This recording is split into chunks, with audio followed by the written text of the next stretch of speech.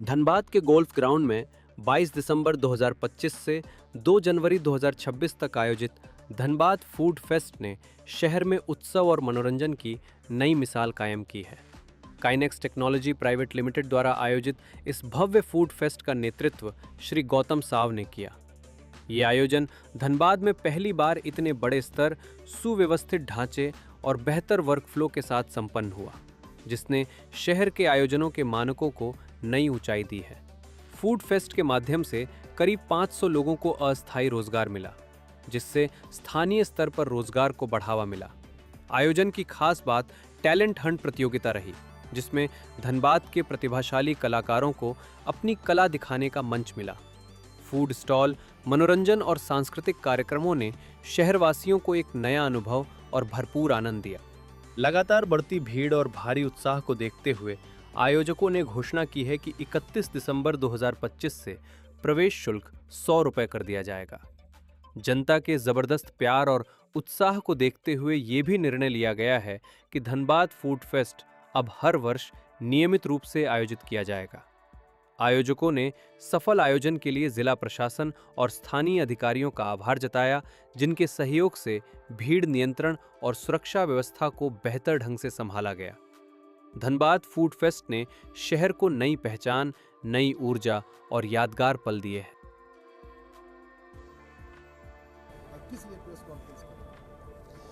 Press conference करने का मुख्य उद्देश्य ये था कि 31 तारीख से हम लोगों ने टिकट का प्राइस 30 रुपये से बढ़ा के 100 रुपये कर दिया है। इसका मुख्य उद्देश्य ये था कि धनबाद की जनता बहुत ही अधिक मात्रा में हमें प्यार दे रही है, लेकिन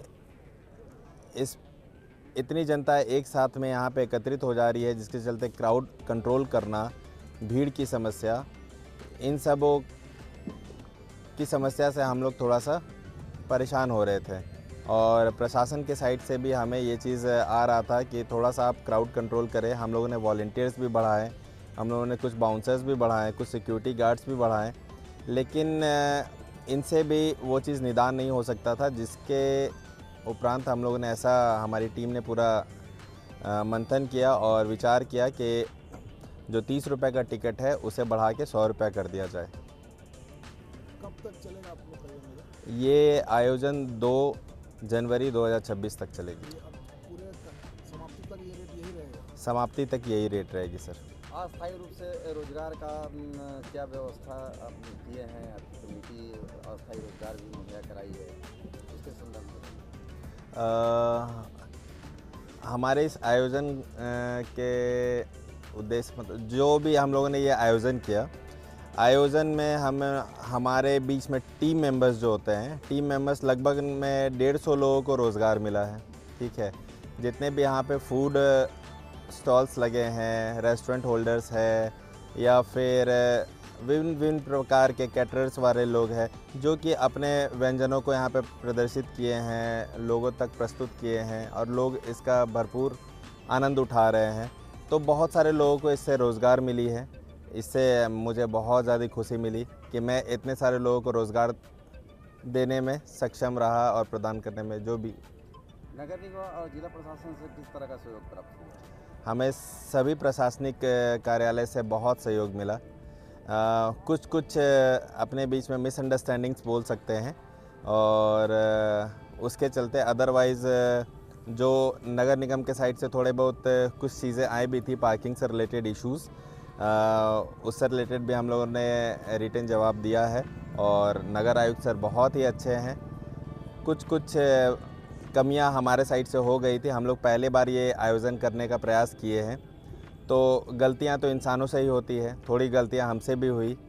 हम लोग किसी भी तरह का कोई भी पार्किंग चार्ज किसी से भी चार्ज नहीं कर रहे थे, लेकिन उसके भी पार्किंग की व्यवस्था को सुचारू रूप से चलाने के लिए एक आउटसाइड वेंडर को हम लोगों ने दे दिया था, वो चार्ज कर रहे थे, जिसके चलते ये जो प्रॉब्लम आई, बट अभी सब ठीक है। किस योगदान रहा आपका धनबाद के जनता को, किस तरीके से संदेश देना चाहेंगे? नेक्स्ट इवेंट जो होगा उसके लिए कुछ अगर रोड मैप हो तो आप?